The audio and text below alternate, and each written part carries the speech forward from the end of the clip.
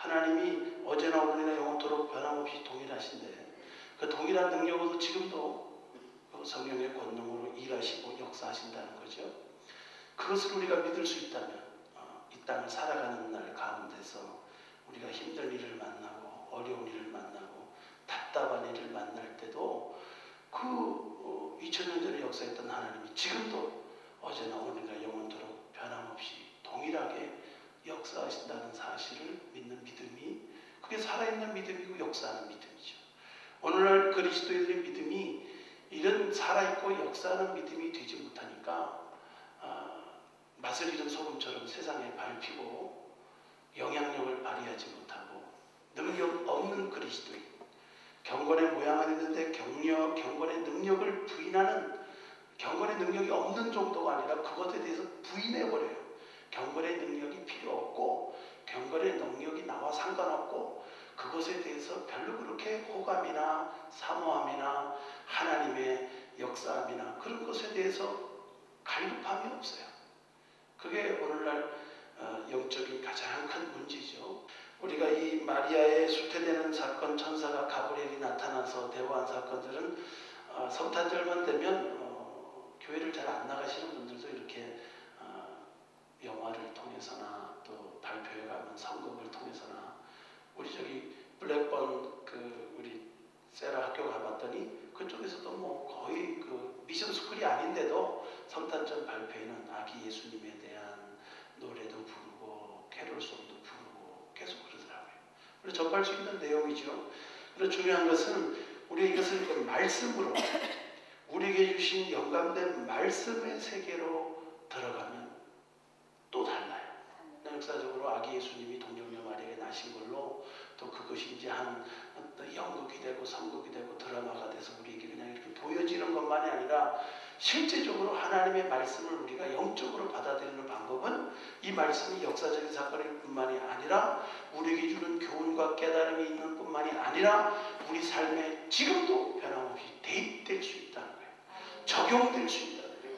진리가 진리될 수 있는 것은 시대가 바뀌고 사조가 바뀌고 유행이 바뀌어도 그 진리의 말씀은 우리 삶에 적용하는 부분에 있어서 그것이 변함없는 약속의 말씀이 될 때 그것이 언약이 되고 그게 진리가 되는 거죠.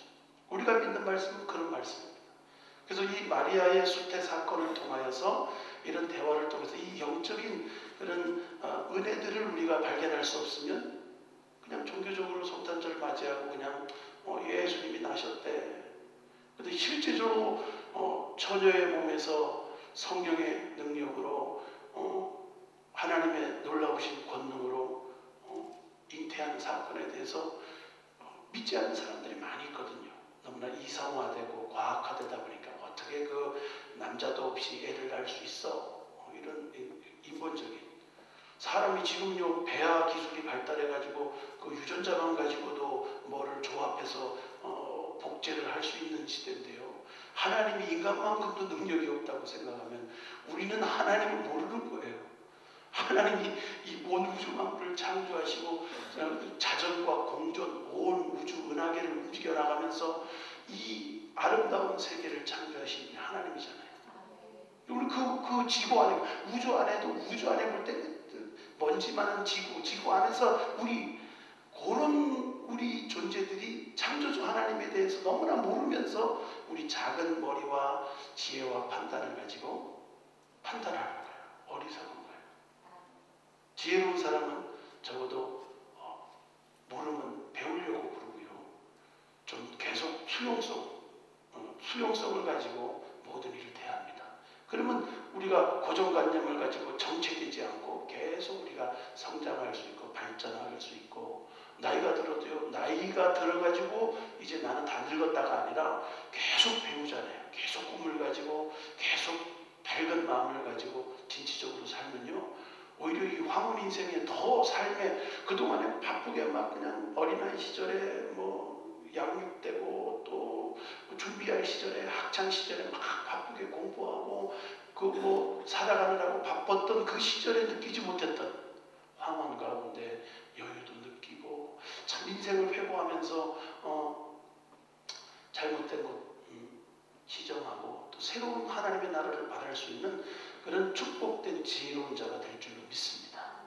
그러니까 그런 영적인 지혜와 은혜들을 우리가 받을 수 있는 사람들이 될 때 우리는 이 성탄에 정말 깊은 정신과 은혜를 받을 수 있죠.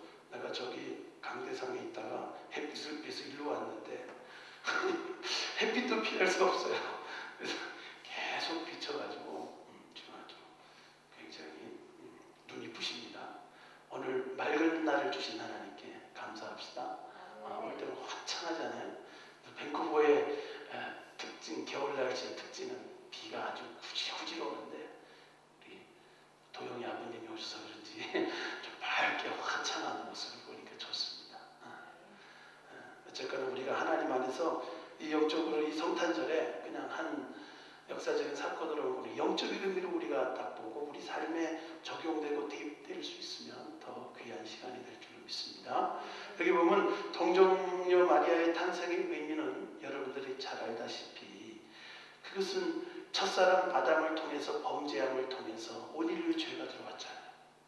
그래서 둘째 사람 아담으로 둘째 사람의 형상을 입고 이 땅에 오셔서 죄 없으신 분이 아담으로 말미암아 죄가 출발하고 죄의 삭슨 사망이요 멸망받을 수밖에 없기 때문에 그 죄의 문제를 해결하시기 위해서 예수님 이 땅에 육신으로 오셔서 인간으로 오셔서 인간의 죄를 대표해야 되는데 인간 치고 죄 없는 사람이 어디 있어요? 다 그 죄의 유전적인 죄의 성향과 피의 흐름을 가지고 있는데 그 피의 흐름이 아니면서도 지극히 인간적인 모습으로 나오기 위해서 성령으로 잉태되신 거예요. 그러니까 인간의 혈통적인 피의 흐름에서 온 것이 아니고 성령으로 잉태하셔서 그러나 똑같이 어머니 뱃속에서 육체를 형성하는 기관들을 그대로 가지시고 또 출산하셔서 자라가는 성장의 30년의 과정을 다 지니시고 그러나 그 과정 가운데 흠이 없고 점없는 어린 양 되어서 우리 온 인류의 죄와 저주를 담당하시고 희생 제물이 되기 위해서 오신 것이죠.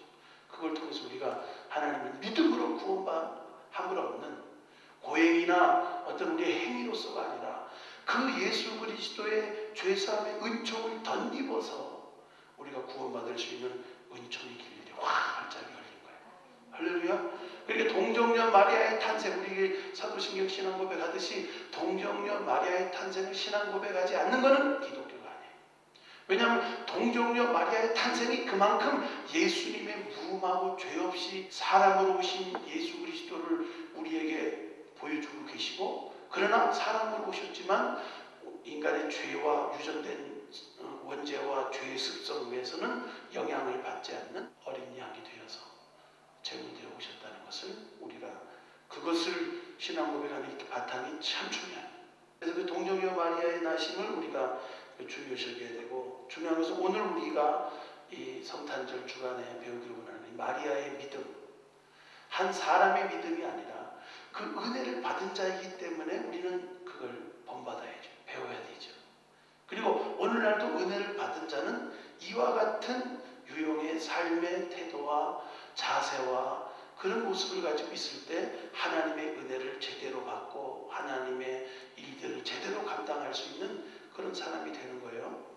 여기 보니까 28절에 그에게 들어가 가로되 은혜를 받은 자여 평안을 지어다. 주께서 너와 함께 하시도다 말씀하는 거예요. 마리아를 향해서 은혜를 받은 자라고 하죠. 근데 그 뒤에 상황은 여러분도 알지만 은혜 받은 게 아니라 갑자기 그냥 하나님이 오랜 기간 동안에 고르시고 택하시고 선택하시긴 하셨지만 하나님의 주권적인 하나님의 섭리하심으로 마리아의 몸을 통하여서 성령으로 잉태되실 예수 그리스도를 그 유대 땅 베들레헴에 나게 하시기 위해서 계획하신 하나님의 섭리가 있지만 개인적인 마리아의 인생을 보면요 어떻게 인간적으로 생각하면 기구해지는 거예요. 이미 약혼자가 있는데 요셉은 그 사실을 알면 그 다른 성경에 보면 가만히 끊고자 했어요. 그러니까 지금 그 정혼한 사이인데 임신을 했다 그러면 그냥 사회 통념적으로 볼 때, 우리가 신앙의 눈으로 볼 때는 우리가 이것이 성령으로 잉태된 있지만 이게 전제되지 않은 상태에서 볼 때는 저거 뭐 바람났거나 말이에요. 불륜을 해겠거나 그 율법적으로 말하면 음란한 여인으로 취급받아서 그냥 밖에 나가서 돌로 쳐서 죽이는 율법의 정죄를 받을 수밖에 없어요. 지금도 그 아랍 쪽에는요, 중동 쪽에는 도둑질하면 손 자르고 눈 빼고 막 그런 데잖아요. 그리고 지금도 그럴 정도인데 율법 시대에는 어마어마하게 목숨이 오고 가는 문제예요. 그리고 그냥 뭐 하나님 은혜 받았다고 해서 할렐루야 할 정도가 아니에요. 적어도 은혜를 받고 목숨을 걸 정도가 되는 거예요. 목숨을 완전히 요셉이 감싸지 않았으면 요셉에게 또 천사가 나타나서 두려워하지 말라. 그는 성령으로 잉태되는 것이고 그걸 예수 그리스도를 통하여서 할 일에 대해서 설명했기 때문에 요셉도 믿음 있는 사람이니까 도저히 이성적으로는 받아들일 수 없었지만 그래도 하나님의 영광의 현현을 통하여서 하나님의 사자가 전하는 말씀을 그는 듣고 그를 보호하는 자가 되잖아요.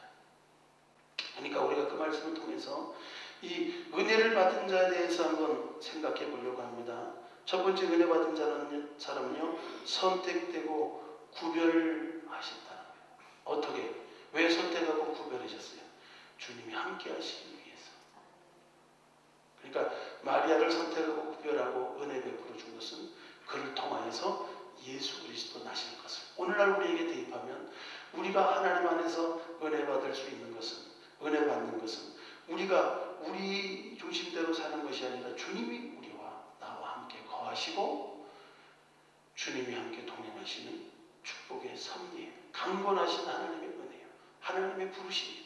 내가 그냥 어느 날 딱 깨닫고 득도해가지고 예수를 믿은 게 아니고 너희가 나를 사랑하여 내게 온 것이 아니고 내가 너희를 친정하여 불렀다 그랬어요. 성탄절 때 많이 부릅니다. 성탄절 때 어렸을 때 그 노트 주고 사탕 준다고 해가지고 어렸을 때 갔던 교회 가서 캐롤송 부르고 기쁘다고 좋으셨네 부르고 고요 한번 거룩 한번 부르고 새벽송 같이 돌던 그런 기억에서 이제 철나고 이제 황혼이 깃들고 이제 뭔가 인생을 생각해 볼 때 교회가 생각날 때 있어요. 또 때가 안 됐어도요, 술 먹는 사람들은 성탄절 되면 우리 옛날에 개척교회 할 때 왜 그렇게 술 먹은 사람들이 교회 많이 가요? 성탄절 되면 그냥 술 취하고 나도 어렸을 때 주일학교 다녔다고 그러고요. 양심이 있는지라 그런 것들을 많이 하더라. 그러니까 이 은혜는요, 하나님의 주권적인 축복이에요. 그러니까 이 하나님의 구별하심이에요. 선택하심이에요. 함께하심이에요. 하나님의 이 놀라운 섭리와 인도하심 안에서 우리가 정말 감사하고 그 은혜 안에서 감격할 수 있는 축복이 있어야 될 줄 믿습니다. 두 번째는요, 이 사랑을 입었다는 것, 은혜를 받았다고 하는 것은요, 이 뒤에 보면요, 똑같이 임신 갑자기 성령으로 잉태됐다고 하고 요셉에게 인정을 받게 하지만 3개월간 완전히 그 엘리사벳 세례 요한의 어머니 집에서 거하면서 3개월간 구별되게 있다가 3개월쯤 되면 임신 3개월쯤 되면 배가 좀 이렇게 나오고 입덧도 하고 그러잖아요. 그쯤 되니까 이제 집으로 돌아와서 그 모든 임신 사실에 대해서 증인, 확고한 엘리사벳이 증인이 돼서 그것이 성령으로 잉태된 것이고 다른 인간적인 관계로 말미암아 맺어진 것이 아닌 것을 증거하는 증인으로 엘리사벳을 딱 두고, 또 엘리사벳도 나이 많아가지고 무자했고 자식을 낳을 수 없는 그런 생리적인 상황이지만 하나님이 기적적으로 요한을 6개월 전에 세례 요한을 그 뱃속에 잉태되게, 뱃속에서부터 성령이 충만한 아들을 낳게 되잖아요. 사랑함을 입었다는 것, 은혜를 받았다는 건요, 그냥 고난 없는 것이 아니에요. 오늘 많은 사람들이요, 진짜 하나님의 깊은 은혜 가운데 나가지 못하는 것은 이 세상도 마찬가지입니다. 세상 우리 사자성어로 고진감래라고 해서 고생 끝에 낙이 있다고 그러잖아요. 고생을 통과해서 낙을 얻어야 그것이 그 다음에 그 위치에도 맞고 신분에도 맞고 어울려요.